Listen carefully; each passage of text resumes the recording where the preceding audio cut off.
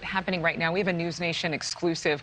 We're going inside the immigrant journey that is sparking controversy in overwhelming cities and towns, not just in Texas, but across the country. Texas Governor Greg Abbott has been busing thousands of immigrants to New York, Washington, and Chicago.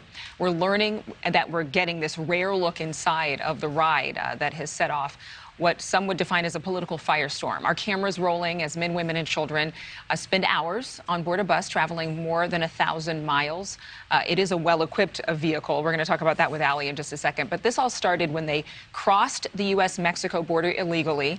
A group of them asked if they would want to volunteer to be on board these buses for these particular cities. And right now, the bus is in Arkansas, bound for Washington, D.C. Team coverage this morning. Dre Clark is in New York with how cities are responding to the influx of migrants. But we want to begin with our border correspondent, Allie Bradley, following that bus. Allie.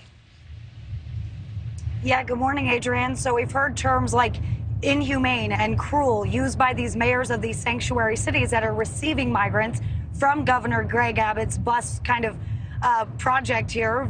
A lot of people are calling a political stunt. So we wanted to go along here and experience it firsthand and bring you these exclusive details of exactly what's happening. Here's the first 14 hours of this bus ride.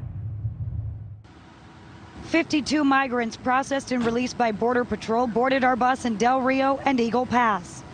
The buses are voluntary, and once migrants are dropped off by Border Patrol, they are free to go anywhere in the country. These buses, they will go to whatever destination based on what the majority of people are wanting to go to. It's not the other way around. The bus doesn't show up and say we're going to D.C. Who's going? They find out where the majority of people are going, and then that becomes their destination. Governor Greg Abbott's office confirms it has sent more than 9,400 migrants on over 218 buses to D.C., New York City, and Chicago. The first stop was just outside of San Antonio, 5 hours after departing from Del Rio. Bottled water was handed out and movies were being played to help keep kids on the bus entertained. We stopped in Dallas for the first driver swap and are told the bus will make several more stops along the way. The next driver swap will be around the Nashville, Tennessee area. We are expected to make it to the nation's capital later tonight. So we have been following this bus since about 3:30 yesterday. The sun is up on day 2 now. Again, we are expected to get to the nation's capital late tonight, probably around 10 p.m. We're going to be making a couple more stops, but we are bringing you these exclusive details. And one of the things that is really exclusive here that we are finding out is these are the meals that are given out on the bus. There's water on the bus as well, but these are MREs. They are meals ready to eat. And inside of these, you're going to find things like shortbread cookies. You're going to find things like lentil stew. And there's peanut butter in here, and there's crackers. And so they are given sustenance here on the bus. There is a bathroom on the bus as well. They make several stops, and along those stops, they are able to get off at any time that they want to, Adrienne. We just stopped at a gas station, and a lot of them got off, got coffee, got other things that they wanted for breakfast, things like that. So they are free to do pretty much whatever they need to do whenever we stop. And you actually spoke to a man one-on-one. We want to actually hear what he had to say. What does it feel like to be here? How does it feel? Oh, very excited.